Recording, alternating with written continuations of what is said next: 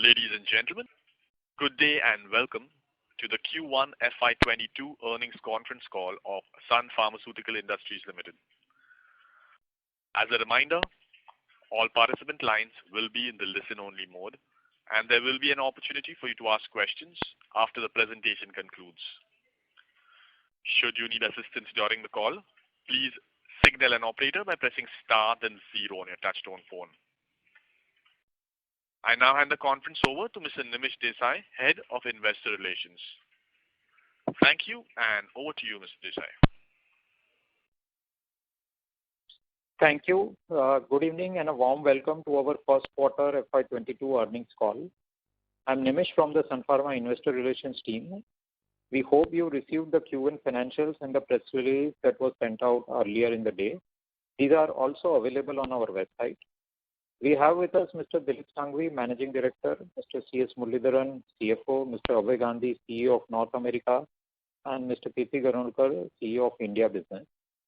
Today the team will discuss performance highlights, update on strategies, and respond to any questions that you may have. As is usual, for ease of discussion, we will look at the consolidated financials.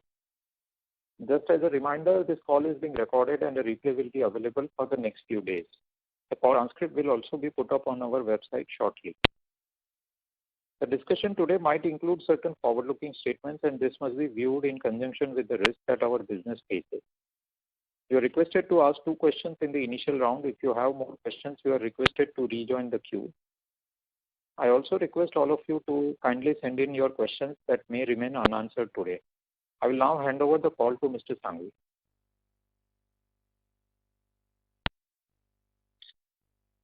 Thank you, Nimish. Welcome and thank you for joining us for this earnings call after the announcement of financial results for the first quarter of FY22. I hope you and your family are safe and healthy. Let me discuss some of the key highlights.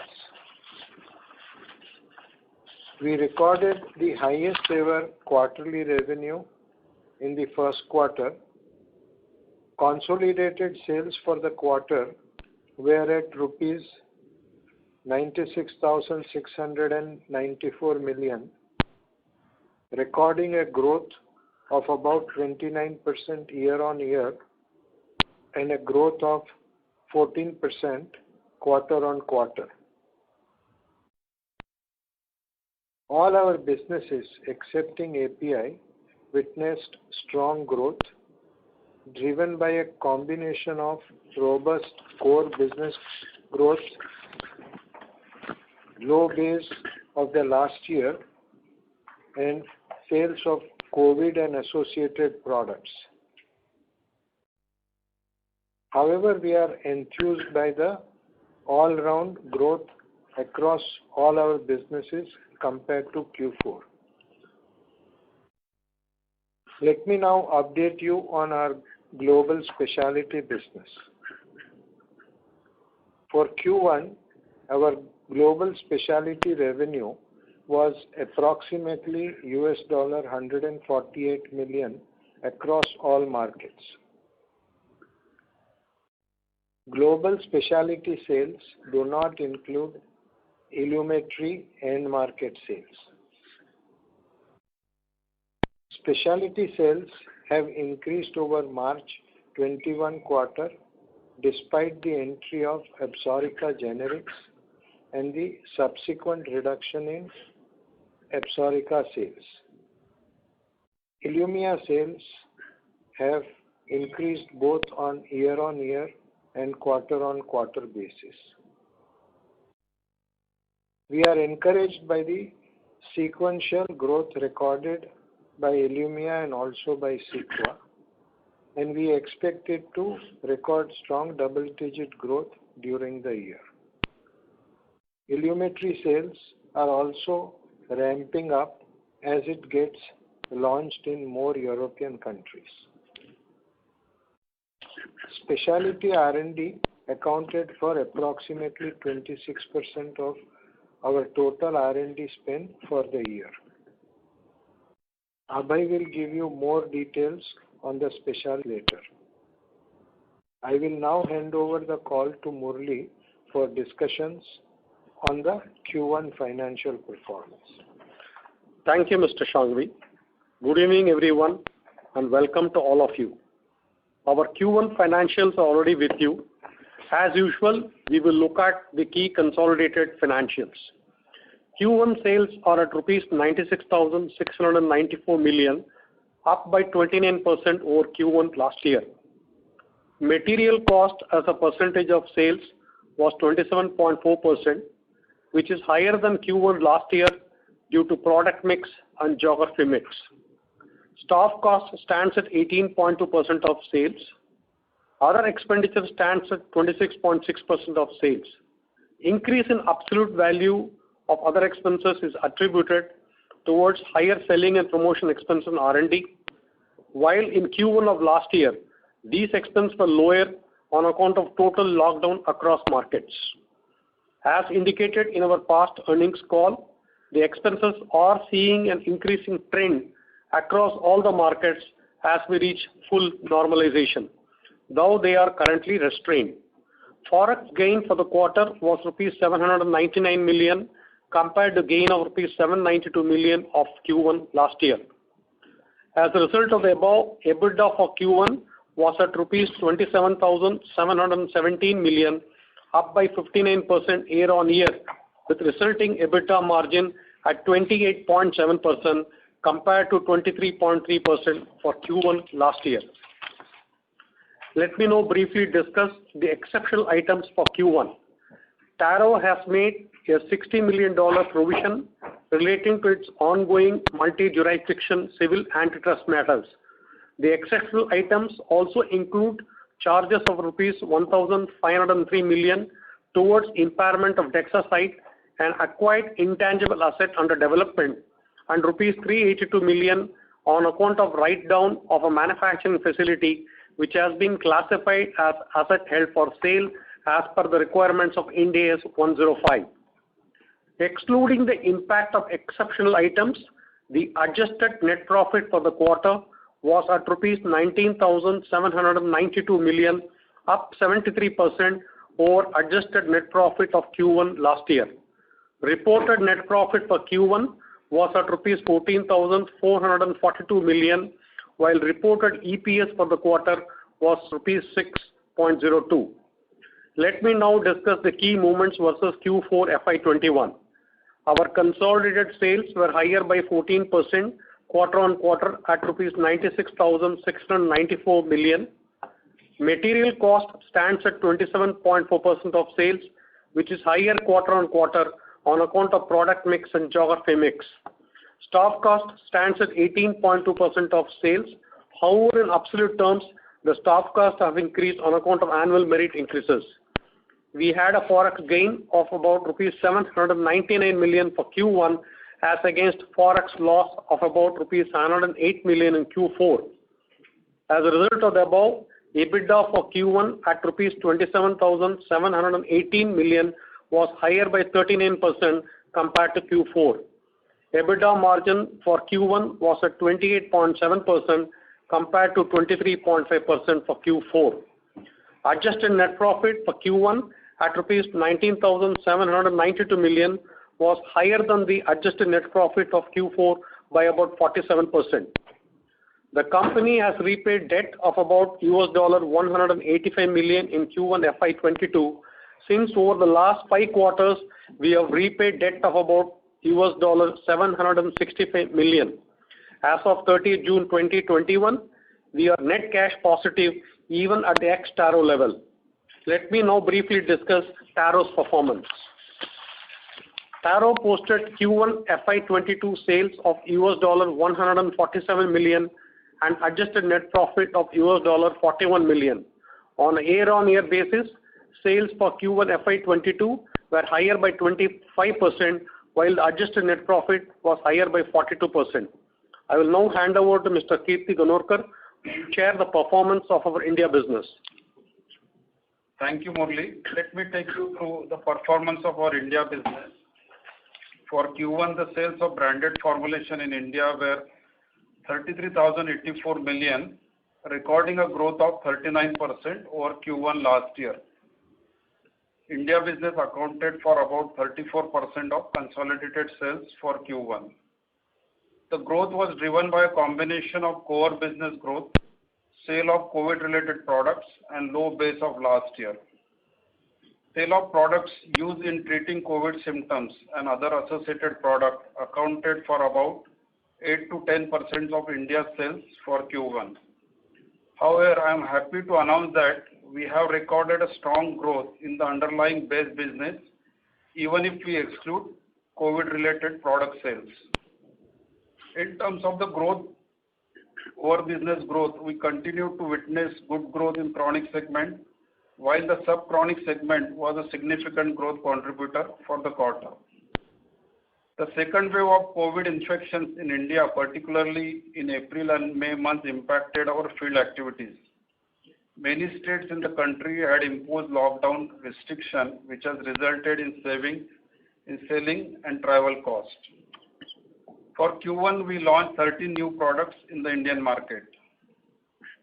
SUNPHARMA is the largest pharmaceutical company in India, and we have about 8% market share in the domestic market as per June 2021 AIOCD AWACS MAT report. For SMSRC report, we are number one ranked by prescription with 10 different doctors categories. We also continue to remain the partner of choice for in-licensing of product given our strong number one position in many therapy areas, including therapies for the treatment of COVID infections coupled with our large distribution network. I will now hand over the call to Abhay. Thank you, Kirti. I will briefly discuss the performance highlights of our U.S. businesses. For Q1, our overall sales in the U.S. grew by 35% over Q1 last year to $380 million. While all our businesses in the U.S. have grown, the main driver of growth was the specialty business. U.S. accounted for about 29% of consolidated sales for the quarter. Our specialty revenues in U.S. have grown over Q1 last year, mainly driven by ILUMYA, CEQUA, Levulan, and Absorica LD. Specialty sales have also grown compared to March 2021 quarter, despite the drop in Absorica sales. While doctor clinics have been open in the U.S. during the quarter, the situation is yet to fully normalize. Patient flow to doctor clinics as well as frequency of doctor calls by our medical reps are both still below pre-COVID levels. All of you would have seen a recent announcement of in-licensing of WINLEVI in U.S. and anti-acne specialty products subject to HSR clearance. WINLEVI is a new class of topical medication in dermatology and will complement our existing oral acne portfolio. The addition of WINLEVI further strengthens our position in the acne segment. It is already approved by the US FDA, and we expect to commercialize it in the US in the October-December 2021 quarter. Let me now update you on our US generics business. While the US generic business continues to be competitive, the Sun ex-Taro generic business has recorded growth both on year-on-year and quarter-on-quarter basis. This growth is driven by a combination of new launches and better supply chain management. I will now hand over the call to Mr. Shanghvi. Thank you, Abhay. I will briefly discuss the performance highlights of our other businesses as well as give you an update on our R&D initiatives. Our sales in emerging markets were at $218 million for first quarter, up by about 25% year on year. The underlying growth in constant currency terms was about 19%, and emerging markets now account for about 17% of total sales of Q1. Formulation sales in rest of world markets, excluding US and emerging markets, were $185 million in Q1, up by about 35% over Q1 last year. ROW markets accounted for approximately 14% of the consolidated Q1 revenues. API sales for Q1 were at rupees 5,149 million, down by about 7% over Q1 last year. We continue to invest in building a R&D pipeline for both our global generics and the specialty business. R&D efforts are ongoing for the US, emerging markets, ROW markets, and for India. Consolidated R&D investments for first quarter was at rupees 5,926 million compared to 4,206 million for Q1 last year. Our current generics pipeline for the US market includes 86 ANDAs and 13 NDAs awaiting approval from the US FDA. Let me now update you on our specialty R&D pipeline with multiple clinical trials ongoing for enhancing our specialty portfolio. The key molecules include ILUMYA, which is undergoing phase 3 clinical trials for psoriatic arthritis. SCD-044, undergoing phase 2 clinical trial for atopic dermatitis and for moderate to severe plaque psoriasis. MM2 is also undergoing phase 2 trial for treatment of knee pain in patients with symptomatic knee osteoarthritis. And finally, our GLP-1 agonist is in phase 1 trial for diabetes. With this, I would like to leave the floor open for questions. Thank you. Thank you very much. We will now begin the question and answer session. Anyone who wishes to ask a question may press star and 1 on your touchtone telephone. If you wish to remove yourself from the question queue, you may press star and 2. Participants are requested to use handsets while asking questions. Ladies and gentlemen, we will wait for a moment while the question queue assembles. To ask questions, please press star and 1.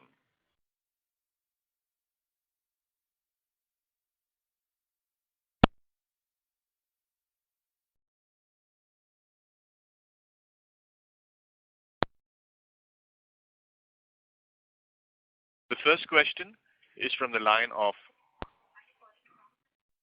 Neha Manpuria from JP Morgan.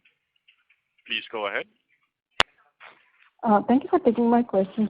Abhay, on the recent Winlevi in-licensing, just wondering, when we launch this product, given we have the Absorica sales force and the Derma sales force already, how should we look at the incremental cost associated with launching Winlevi in the later half of this year?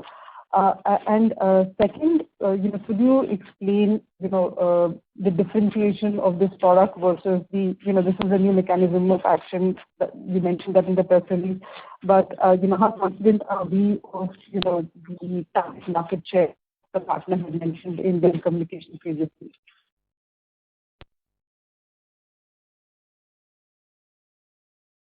Maybe I'll start with the last question first. Clearly, acne, as you know, is a multifactorial condition, and at least there are 4 different pathways and problems which can cause acne. In the last quite a few decades, no real new mechanism of action has come through. This is the first one. and it at least addresses two distinct pathways out of the four. And therefore, in hormonal acne, whether it is in males or females, this would be a very good addition to the armamentarium of the doctors. On the other hand, if you see Absorica, I mean, the indication is very specific. It's only in severe nodular acne that cannot be cleared by any other treatment, including antibiotics. So it has a niche in the treatment of acne. Our expectation is that Winlevi would have a far more broad-based appeal. So for us to be able to handle two acne products in the same team like you thought it was, should be definitely possible. So the Absorica team, which already has the relationship with the customer, will be the one that will be marketing this product, and I think they are best positioned to make it into a good, successful product for the company. And in terms of launch activity, would this require higher spend, given this is more broad-based than Absorica was, and I'm assuming you would have scaled down Absorica spend over the years?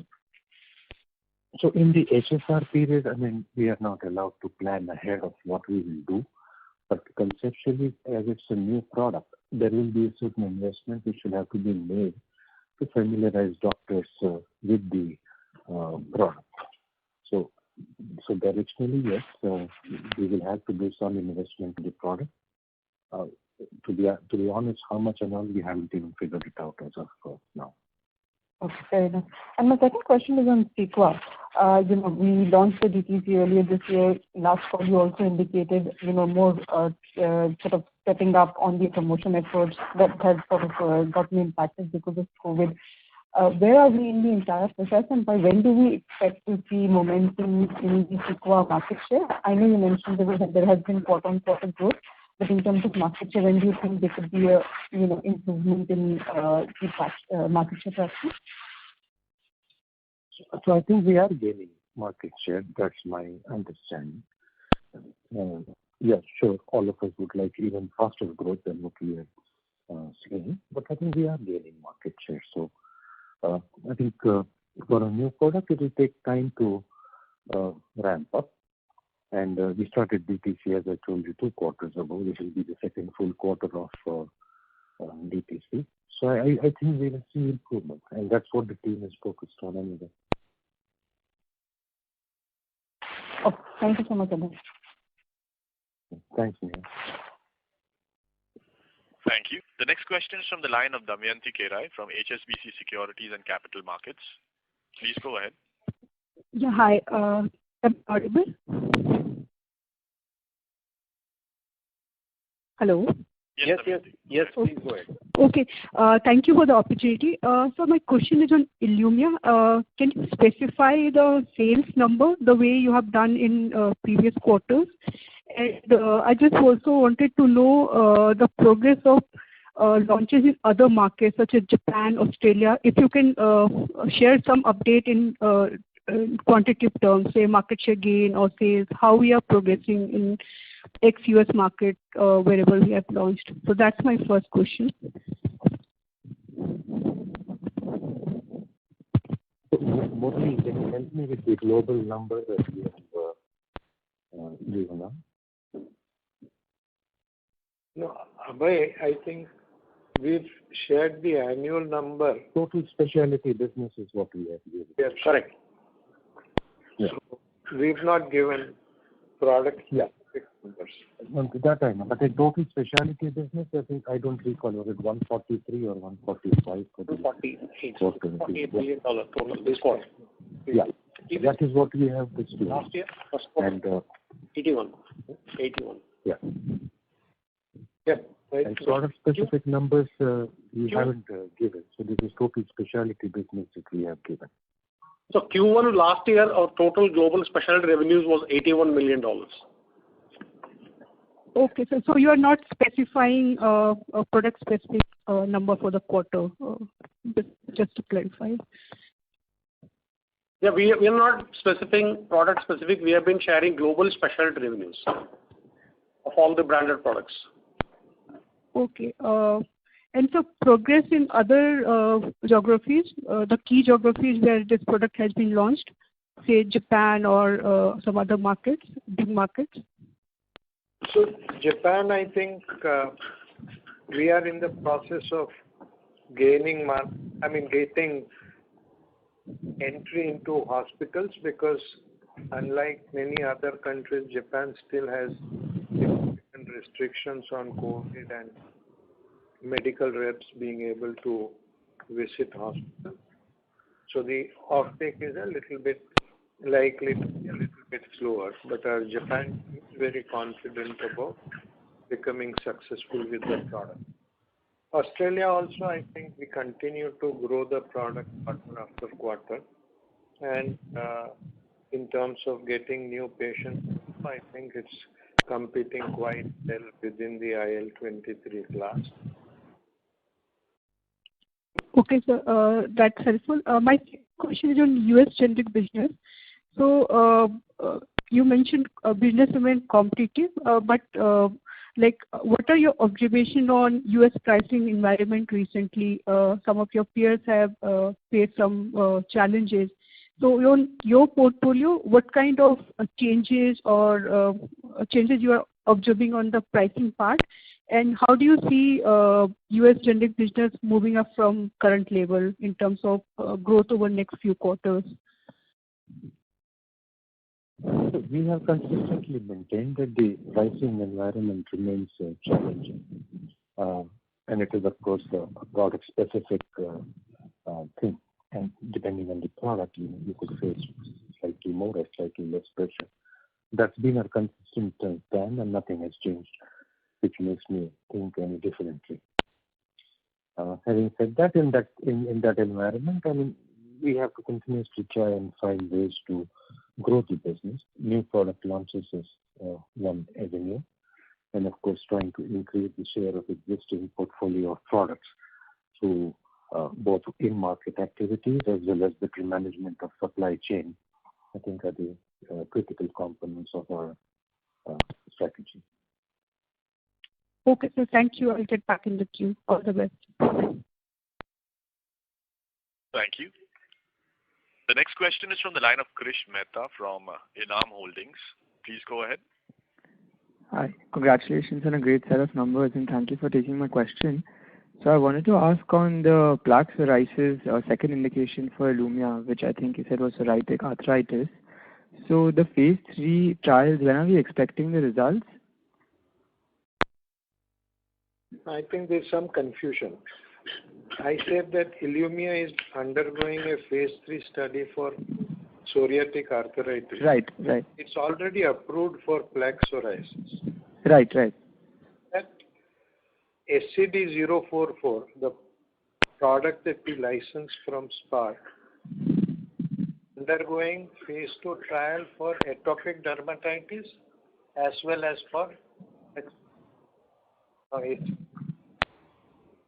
a oral EDG1 antagonist. So, and we are very that the product is likely to be very effective orally working agent. And what's the market size for psoriatic arthritis if the product gets approved?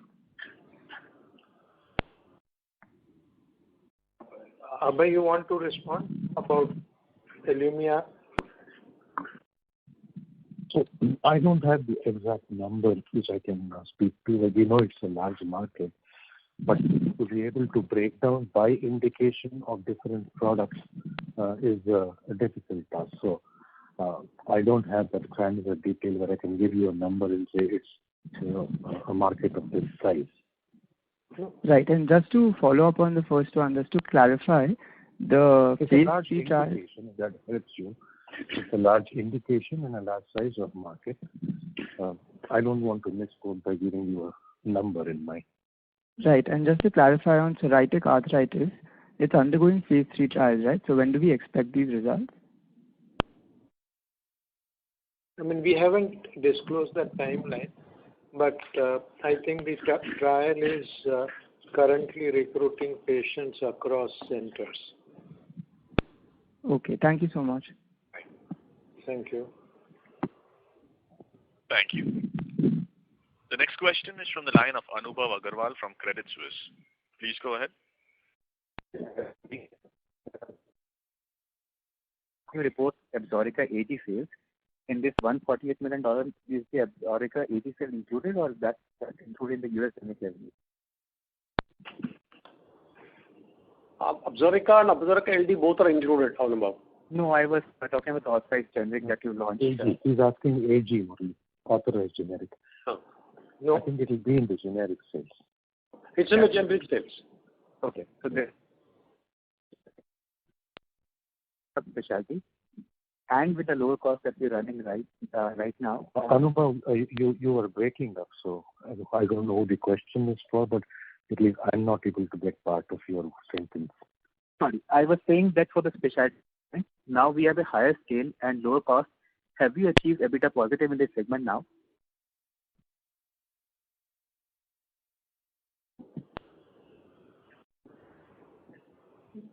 No, we've shared a period that hopefully by next year or in subsequent year it will become positive. So that's not changing. So you mean to say that by FY23 you expect it to be EBITDA positive? I mean, if we are able to gain market share and grow, then hopefully we should be able to. And I think that Thank you. I'm with the progress that we are making.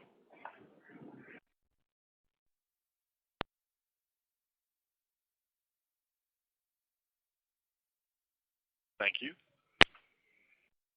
We move to the next question. The next question is from the line of Sameer Baisiwala from Morgan Stanley. Please go ahead. Hi, thank you and good evening, everyone.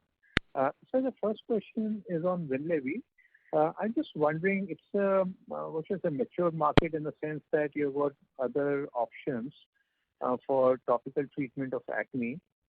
So how important is a new mechanism of action if the old mechanism is working perfectly fine?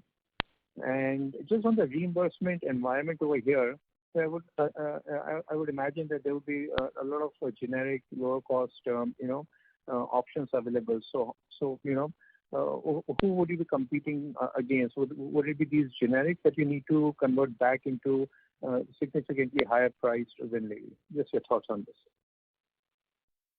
So when you speak to doctors, I think the level of dissatisfaction with the current available options for the treatment of acne are very real in the doctor's mind. And because really speaking, what will work and what will not work and the level at which the doctors will see a skin clearance for acne patients is a challenge that they all face.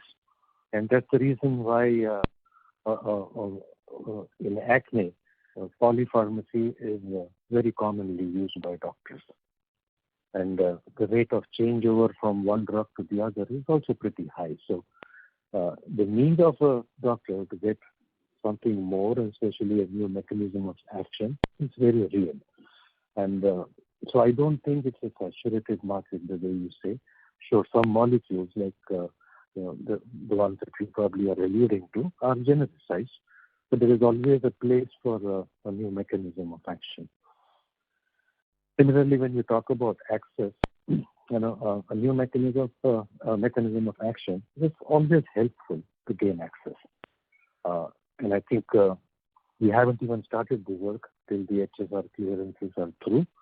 But at some point in time, once that is done, we have to start thinking through the value prop from a payer perspective. But too soon for all that.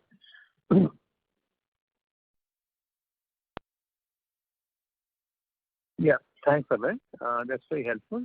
Just a small point, I think your voice is a little faint, so if you can speak a bit, maybe it would help. The second question I have is about the generic business in the US. A couple of points. One is, it's been very long, I would say 10, 15, even 20 years since, the pricing has been eroding, not only for new products, even for the base business. I mean, is there some sort of a time when you say we are at the bottom of the pricing? How can it go on eroding the base business, the older molecules? That's one. And second, so where do you see the opportunity for complex generics over the next 5-year period, and how is Sun positioning to benefit from this? So, yours is $1 million question, which I don't think anybody in the industry has an answer to. Of where is the bottom? So, really don't know the answer to that. I mean, we all hope it is today, not even tomorrow. But I don't see that happening in the near future, at least. How the industry will pan out and reorganize itself going ahead is a question on everybody's mind, but no. What was the other question, Anubhav? Samir, I think Abhay is asking more about the complex generics and how are we positioned for that. But before you respond to that, Samir, my own view is that this business will continue to see price erosion because there will always be some products which have excess margin. I think you reach a saturation of pricing on some products. When they reach there, then I think competition will clear out and maybe the product will see also price increase in future. But that's how the business is structured. Yeah. Abhay, I think you can... And surprisingly, if you see that even in the last 4 or 5 years, with the price pressure being there, you can see that a large number of companies, new companies, are still coming into the market and registering products, maybe a single product, maybe 1 or 2 products. But competition is intensifying. FDA is giving permissions and approvals to products. So the competitive environment is actually gaining strength rather than reducing. Thanks for this, sir. The second part, the complex generics. So complex generics is something that we are focusing on, and some of the products that we have launched, we are able to do reasonably well. It's also a learning process for us because sometimes for a complex generic, the mode and way that which you sell a normal retail generic versus a complex generic is different. You have to go through the specialty network and so on. So it's a good learning process, and I think we are learning rapidly, and in whichever products we are launching, I think I'm reasonably happy with the share that we are starting to see. No, so the question is about next 5 years. Where do you see the opportunities? Just a broad segment. Is it oral modified release or sort of a long acting injectables or some of those categories? I just want to ask here: is it a fertile ground or is the ground drying up? And there aren't too many opportunities. So Arjun, I cannot pinpoint to a technology and say that if you have a portfolio of say injectables or this or that, that's where the opportunity is. I think we tend to look at opportunity more from a product or a portfolio point of view, and the channel in which we can have a substantial offering, which you can then become meaningful to the buyer. So that's how we tend to look at it, rather than focus on a technology platform in the complex generics. Now, sure, a lot of them happen to be in the injectable space. Some of them happen to be the inhalation space. So that does happen, but our focus is more to try and look at it from the customer, and secondly from a product perspective, rather than get technology focused. Okay, thank you very much. Thank you. The next question is from the line of Anmol Ganju from JM Financial. Please go ahead. Yeah, hi. Thanks for taking my question. My first question is on domestic formulation. I know there's been commentary to the effect that it does contain a fair amount of COVID contribution, but if I look at our portfolio and a sequential bump up of close to 600 crores in domestic sales, a significant part of it has to be driven by some of the other factors like pent-up demand and some normalcy in this quarter as well. Besides that, we also seeing things like consolidation of market share. So I just want management commentary to the effect that how much of incremental 600 crore sequential sale is attributable to COVID. I know I won't get a number for that answer, but any help directionally would help. Sure. I think I already shared at least the directionally the COVID numbers, 8 to 10% of our sales for the quarter. So I think the way we should look at it is we have grown on a base business also. So I'll put this into three buckets. One is a chronic business, then semi-chronic and acute. So what we saw, our chronic business good growth, then semi-chronic has done exceptionally well, and the acute business is also in line with the expectations. So in quarter one, all three businesses have performed well, and in addition to that, we got some upside from the COVID sales. But this is SUNPHARMA performance. But if you look at both in IMS and as well as in AVAX, overall the IPM, the Indian pharmaceutical market, has also grown substantially during this first 3 months.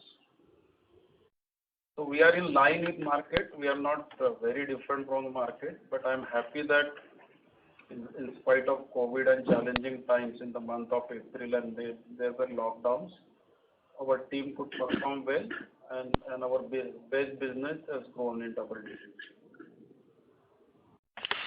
Okay, thank you. That's helpful. My second question is to Dilip Bhai. Dilip Bhai, this is with reference to some of your earlier remarks where you said that at some point, obviously, there are a large amount of products in the US where competition will withdraw owing to the challenged pricing scenario. Just trying to understand in your assessment, how far are we from that? Because you have been, contrary to a lot of industry commentary for the last 6 quarters, emphasizing that US pricing has not turned the corner, and a lot of trends have validated that view. Also trying to understand from a 3 to 5 year standpoint, given now that the cash machine is chugging along, $185 million repaid in the quarter, are we ready to make incremental investments in the specialty portfolio to take it to the next level, or we'll await execution milestones on the existing portfolio? Thank you.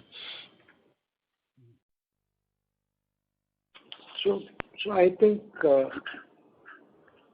we believe that we, in addition to our existing business, with our cash flows and our ability to find an appropriate place for this cash flow, opportunity to invest in creating a global scale as well as global specialty business is an important opportunity for us, and we are focusing on strengthening our ability to succeed in that.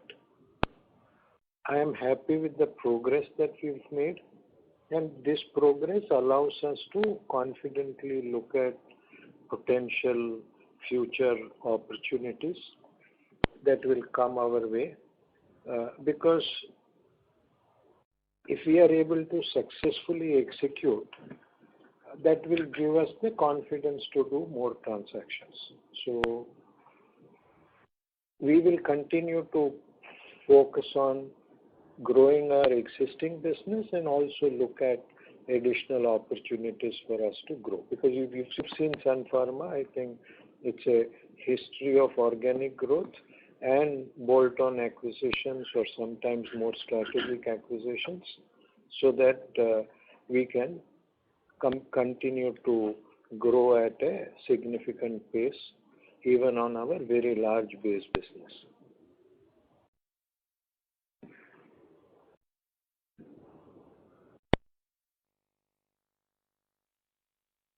And the earlier part, that will be also positioned for the fact that at some point generic pricing will bottom out.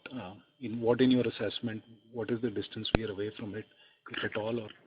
No, I think For you, generic price is a amorphous statement. For us, in the industry, we look at product-wise pricing.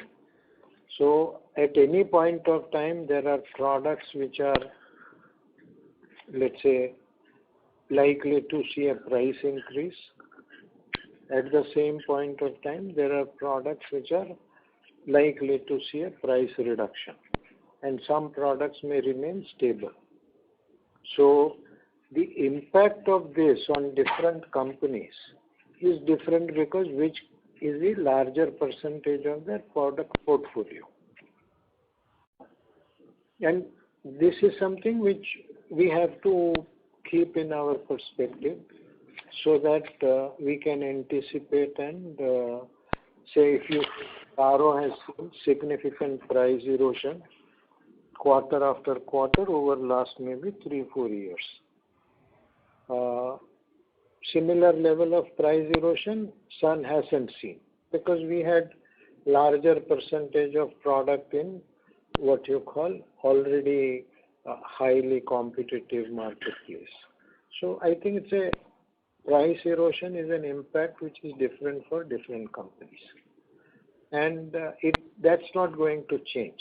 So if tomorrow, let's say, we have it out of our existing business, a large percentage of business coming from high-priced, very profitable product, then with new competition coming, we will also see price erosion. The trick is to keep on rejuvenating your product portfolio so that you can continue to grow the business in spite of eroding part of your sales.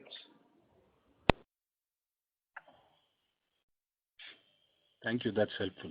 Thank you. Thank you.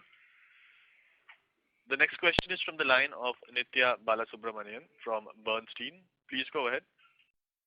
Yeah, hi. I had one question on Winlevi. So is the licensing agreement restricted only to the approved brand, or will this also extend to any future optimizations that Ethiopia might do on the clascoterone formulation?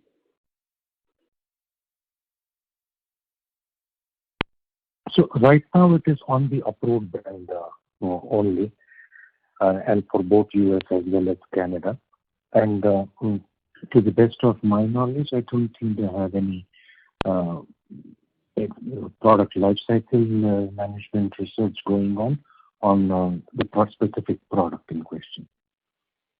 Okay.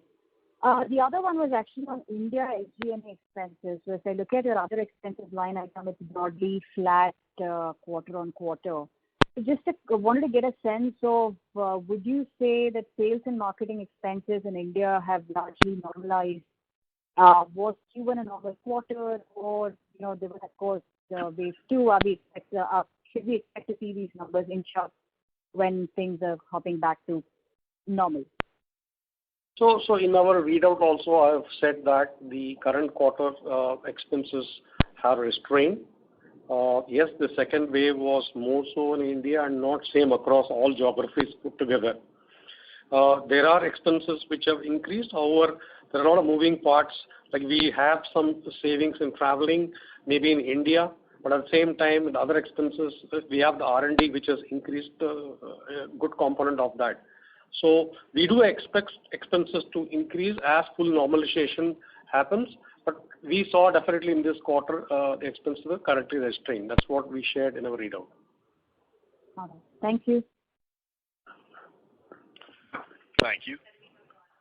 The next question is from the line of Surya Patra from Phillip Capital. Please go ahead. Yeah, thanks for this opportunity and congrats with a great set of numbers. Just on the branded business, almost like 70% of our business is branded business. If I just put together all domestic, emerging, and ROW kind of, so then all these markets has really delivered a strong double-digit YY growth, and sequential improvement is also in the range of 15 to 20%. So is it driven by some kind of a channel filling because we are coming out from a lull period to a kind of normalized period. Is it that, and hence accordingly we have seen a kind of bump up in the overall profitability or margins? Can you just add something to this, whether this is a kind of a quarter-specific trend or kind of a possibility of a continued momentum that we can see?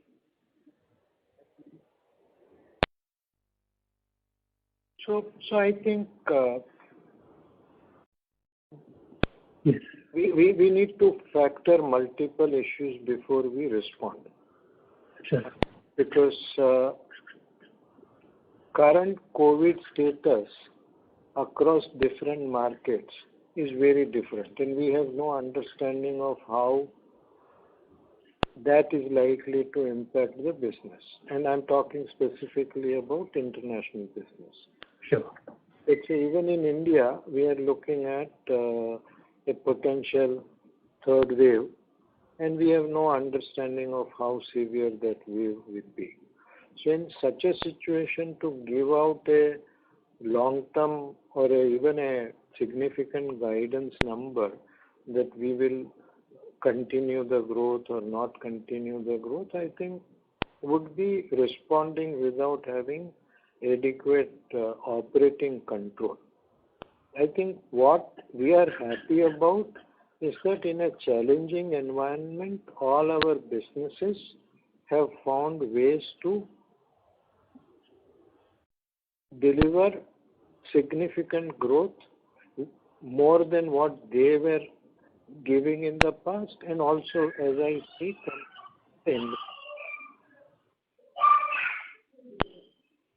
Hello. Yeah, so I think that part, I think I am reasonably confident that our teams will continue for things that are not in our control. Okay, but this is not the channel filling kind of development, and which led to the branded market, strong growth in the branded market. Is that correct, sir? Yeah, I mean, that's something which we are very, very closely monitoring all the time. We track secondary inventory in the marketplace with customers on a ongoing basis. Okay. My second question is on the specialty spend. So now, since we are getting ready for a kind of additional product introduction, and we are also seeing a kind of healthy progress in the overall specialty portfolio, and hence possibly no incremental spend that we should be possibly seeing.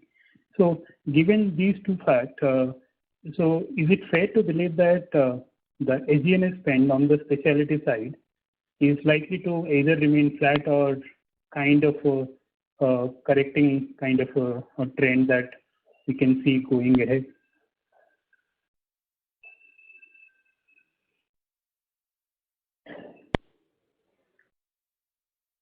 Abhay, maybe you can respond. I got the question in very jerky tone. So if I had to state what I've understood, the question is that will the specialty spend with the addition of Winlevi remain flat or it will increase? Is that the question? Yeah, considering new product introduction and also potentially reduction in the current spend rate in the portfolio. So what is the trend that one should see here? So first of all, I mean, how much we are going to spend on Winlevi, we haven't even reached there till we complete the HSR phase. But having said that, I mean, I said conceptually a new product will require some investment going in.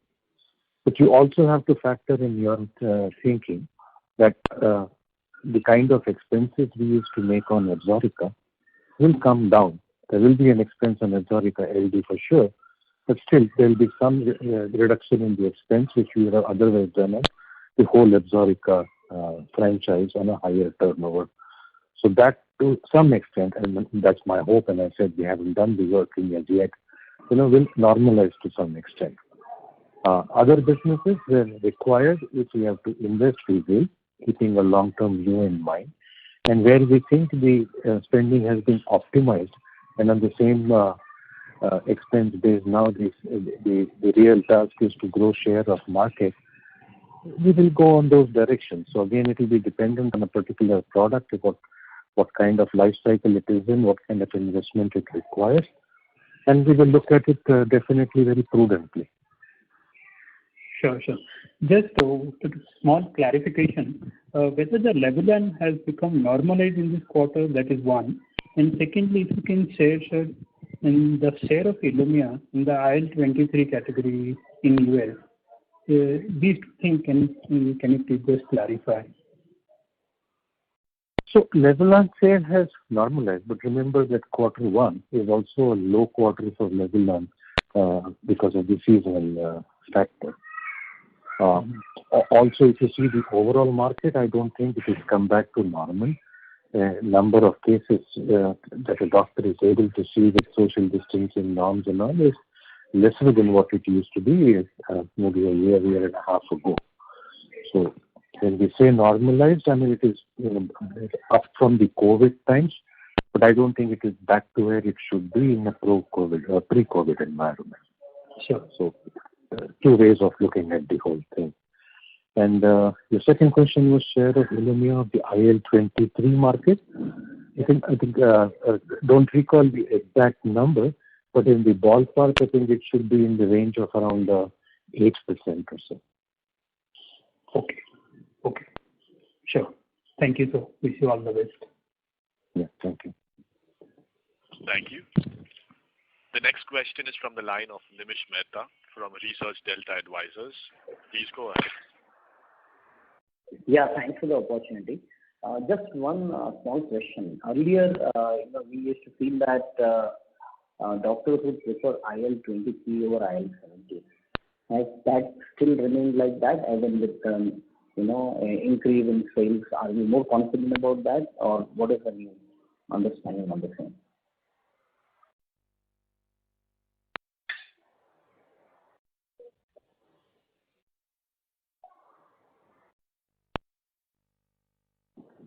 Abhay, you were responding? No, sir, I didn't get the question. As I said, I'm not getting the voice very clear.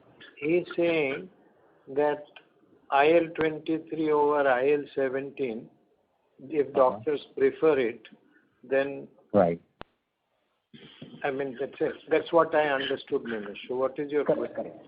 Yeah, it's the same. So earlier we had this assumption or feeling, and I just want to know whether we still hold on to it, or is there any change in the view, or even if it is consolidated, that would be helpful for me to understand. So I still haven't understood the question. What is the What he's saying is that you said in one of your calls saying that doctors like IL-23 over IL-17. Right. So whether that's still your view?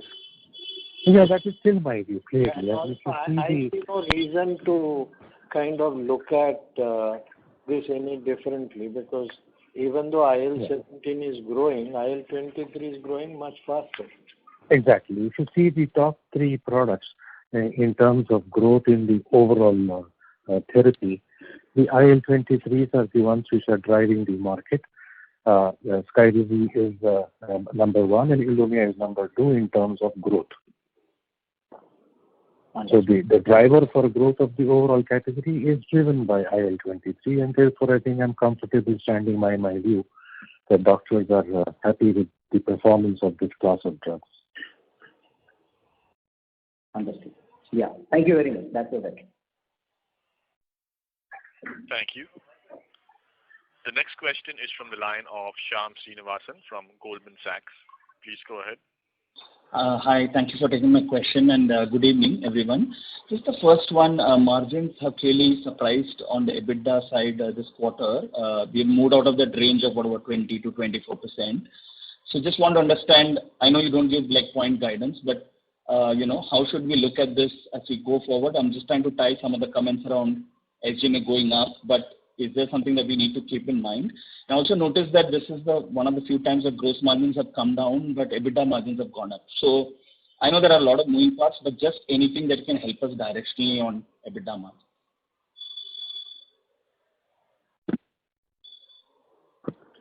So Shyam, as we said, that the expenses in the current quarter relatively have moved up comparatively. However, different geographies have different impact of the second wave. In India, still in April, May, there were impact. So overall, what we are saying is that the expenses will inch up as normalization increases. However, the company continues to focus heavily on cost optimization and improving efficiencies.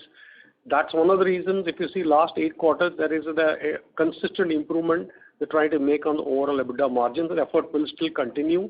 It's pushed by the strong growth in top line and operational efficiencies. Got it. Got it. That's very helpful. Last question is on R&D. I think we've called out quite a lot of clinical trial activity. We're at about 6% or so. Is there anything that we are budgeting higher? Is it 6 to 7% or 7 to 8% like we see in some of your press releases? So just want to understand how should we look at R&D? Is that going to be bunching up, or you think the way it is in terms of the different trials for the different candidates? How should we look at that number? Thank you. I think you should range between 7 to 8%. Got it. Got it. Very helpful. Thank you and all the best. Thank you. Thank you. The next question is from the line of Sayantan Mashi from Credit Suisse. Please go ahead.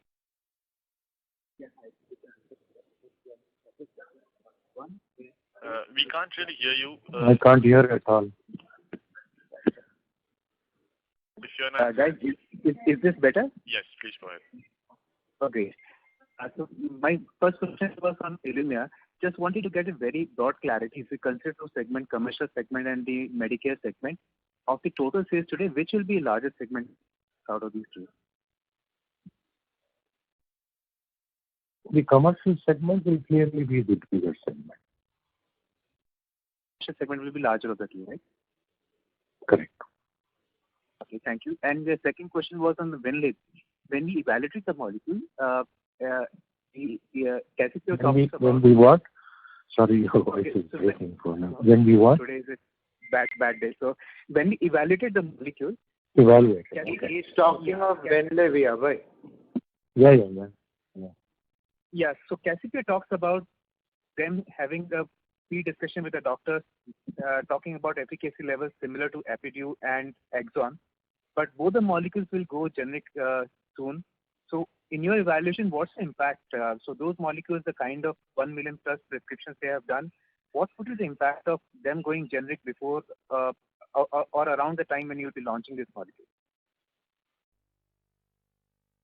So my answer is what I said earlier. I think for a new mode of action, there is enthusiasm at the doctor's level because of the dissatisfaction with current therapies and the outcomes, and also the use of polytherapy. So I think both these gave me the optimism that despite the fact that two products will be going generic around the same time that we launch our product, there will be interest in the doctor community for initiating use of our product.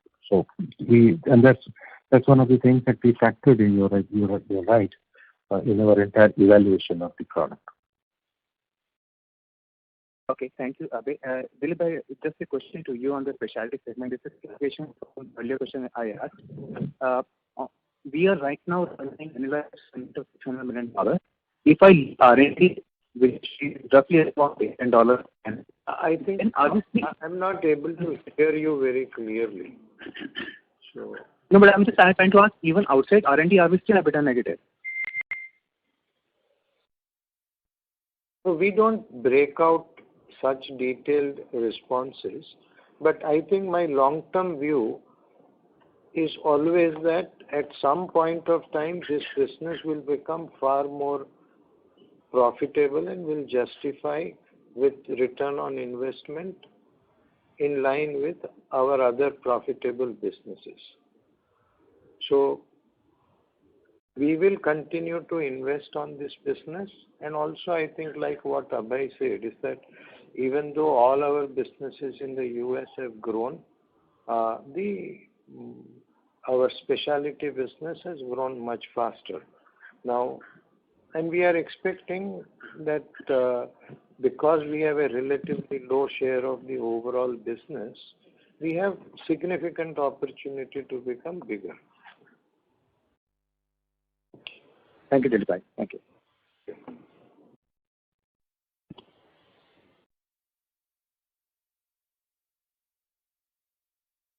Thank you very much. We'll take that as the last question. I would now like to hand the conference over to Mr. Nimish Desai for closing comments. So thank you everybody for taking the time out and attending our call. If any of your questions have remained unanswered, do send them across and we will have them answered. Thank you and have a good day. Thank you very much. Thank you. Thank you. On behalf of Sun Pharmaceutical Industries Limited, that concludes this conference. Thank you for joining us, ladies and gentlemen. You may now disconnect your lines.